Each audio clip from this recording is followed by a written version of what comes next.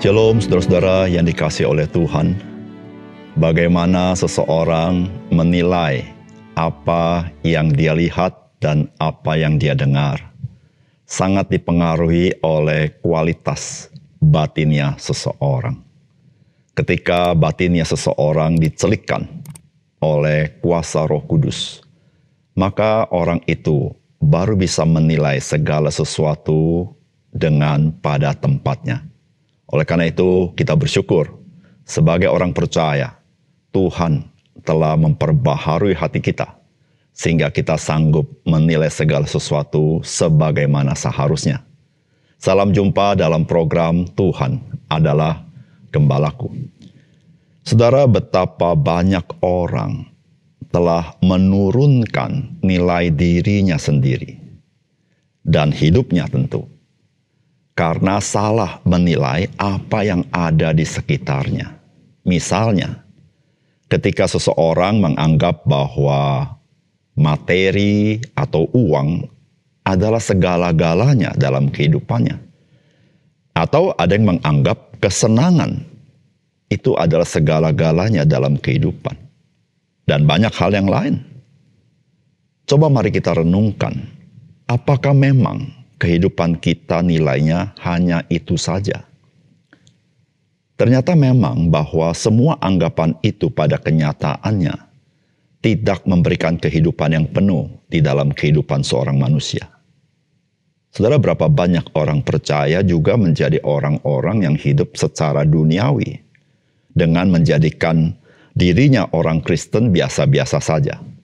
Apakah yang menjadi anggapannya?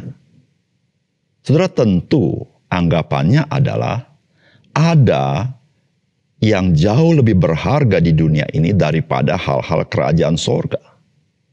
Sehingga nilai-nilai yang dipakai bukan lagi nilai-nilai kerajaan sorga, namun nilai-nilai yang di dunia ini.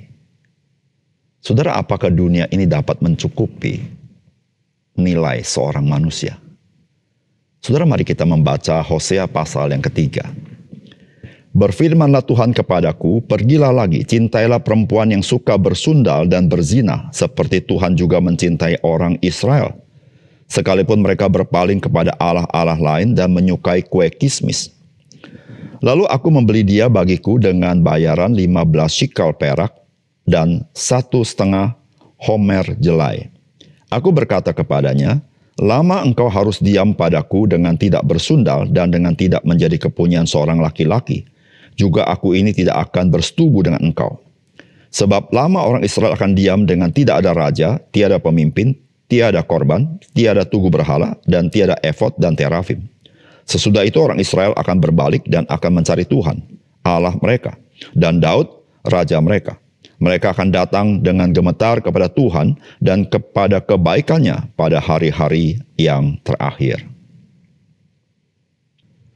Saudara yang dikasihi oleh Tuhan, Tuhan memakai Nabi Hosea bukan saja untuk menyampaikan pesan firman Tuhan secara perkataan, namun Nabi Hosea harus mempertunjukkan pesan Tuhan melalui dirinya sendiri.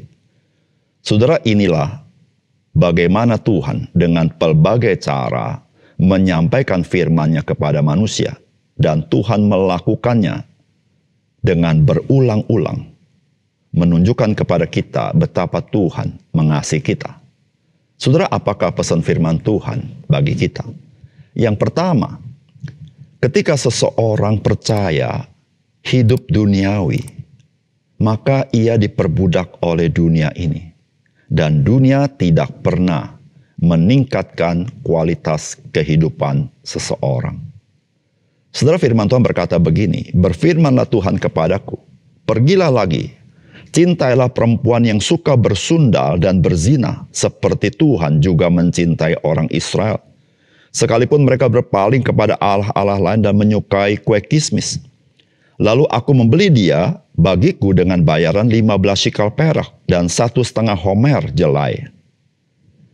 Saudara yang dikasihi Tuhan, apa yang Tuhan perintahkan kepada Nabi Hosea untuk mengambil seorang perempuan sundal, itu adalah gambaran bagaimana Tuhan memperlakukan umat Tuhan. Meskipun umat Tuhan menjauhi Tuhan, bahkan menyeleweng kepada ilah-ilah lain, namun kasih Tuhan tidak berubah kepada umat Tuhan. Saudara, disitulah saudara-saudara memberitahukan kepada kita bahwa Tuhan adalah Tuhan yang setia. Saudara, apa yang Allah perintahkan kepada Hosea terkait dengan perempuan sundal itu, yang Tuhan minta supaya Hosea mencintainya? Maka dikatakan Hosea itu membayar atau membeli dia dengan bayaran 15 sikal perak dan 1,5 homer jelai. Nah, saudara, di sini kita bisa mengerti dalam dua penilaian. Yang pertama yang disebut dengan 15 sikal perak. Saudara, itu adalah harga setengah dari pembelian seorang budak. Dan 1,5 homer jelai itu adalah asupan atau tunjangan atau ransum bagi budak orang Romawi. Atau pengertian yang lain, yang kedua adalah 1,5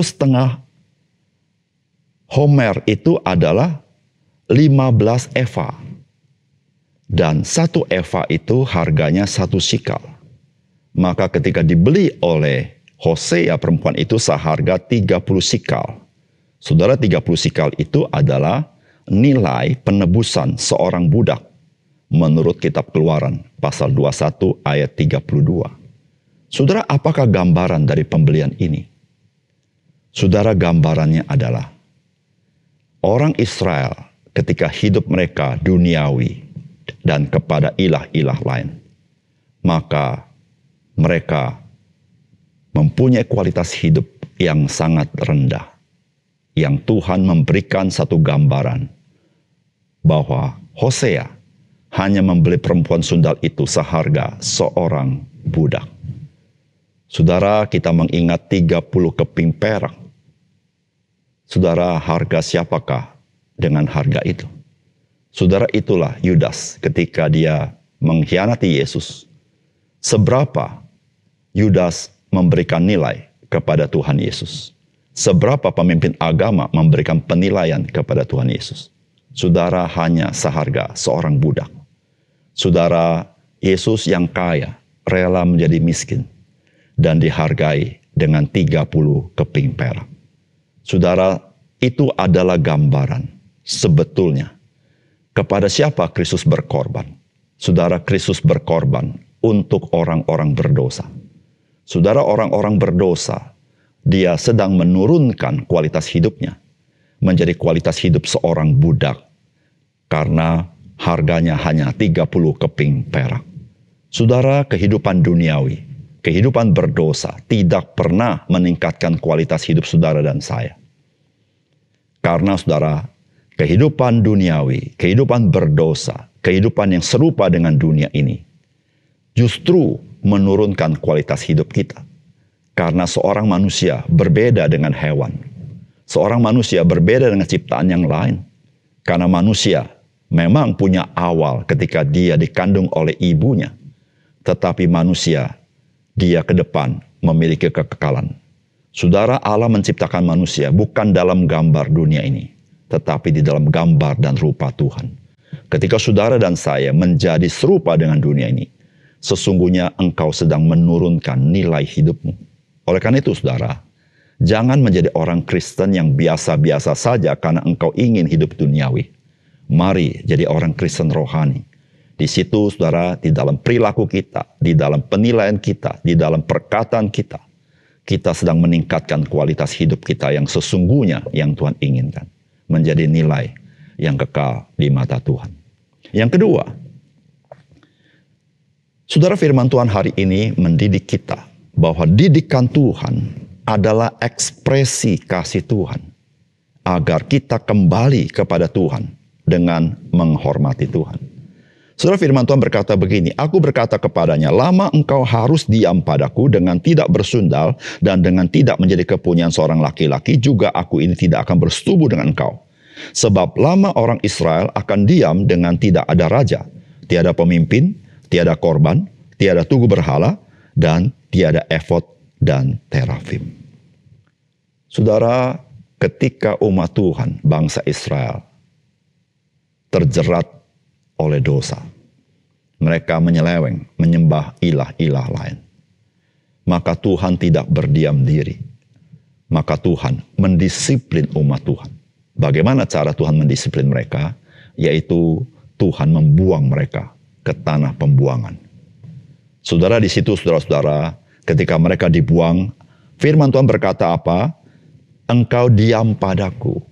Saudara, tidak berarti ketika umat Tuhan dibuang, maka mereka dibuang jauh daripada Tuhan. Tidak demikian. Meskipun mereka tidak ada di tanah perjanjian, tetapi disiplin Tuhan ketika membuang mereka ke tanah pembuangan, sesungguhnya ketika mereka dididik Tuhan, mereka sedang bersama-sama dengan Tuhan. Meskipun mereka bukan di tanah perjanjian, mereka sedang mengalami pendisiplinan Tuhan atau pendidikan oleh Tuhan. Saudara, apa yang Tuhan lakukan sesungguhnya adalah ekspresi kasih Tuhan. Sehingga umat Tuhan setelah mereka mengalami pendidikan Tuhan, mereka kembali atau bertobat, mengenal Tuhan kembali, dan mereka menghormati Tuhan.